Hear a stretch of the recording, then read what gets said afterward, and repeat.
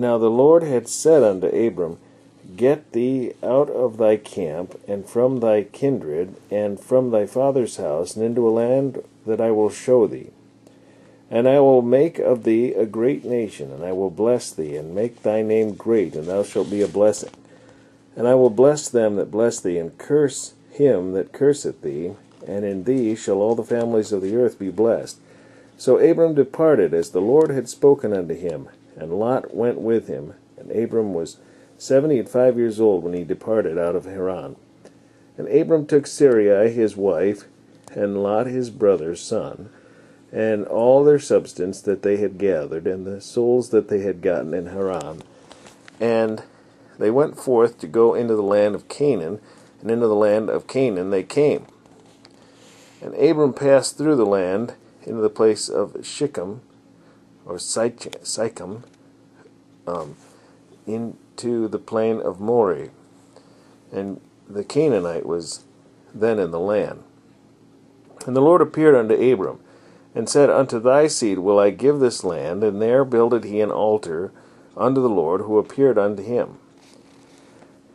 And he removed from thence unto a mountain on the east of Bethel, and pitched his tent, having Bethel on the west, and Hai on the east. And there he builded an altar unto the Lord, and called upon the name of the Lord.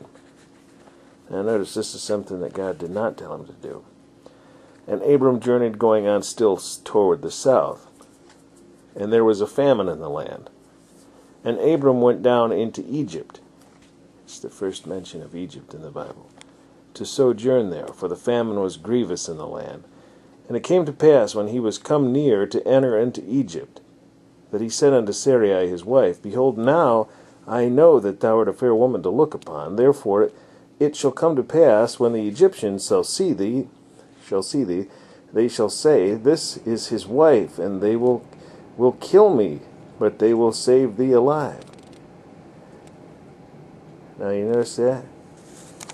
He was not trusting God. You know how come? You know? Do you? Well, because God told him. Go back to verse 3.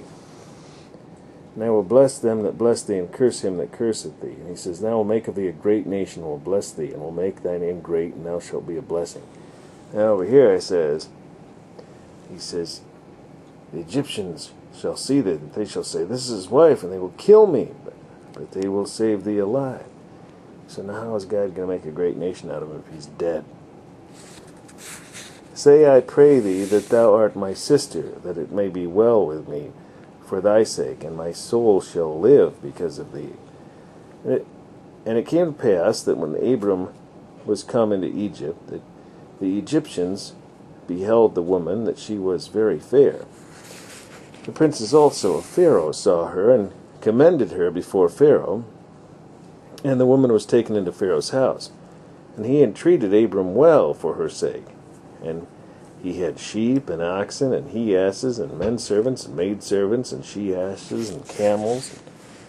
And the Lord plagued Pharaoh and his house with great plagues because of Sarai, Abram's wife. And Pharaoh called Abram and said, What is this that thou hast done unto me? Why didst thou not tell me that she was thy wife? Why saidst thou, She is my sister? So I might have taken her to me to wife. Now therefore, behold thy wife, take her and go thy way. And Pharaoh commanded his men concerning him, and they sent him away, and his wife, and all that he had. See, back in those days, it appears that Pharaohs were a little more sensitive towards God than Abram was.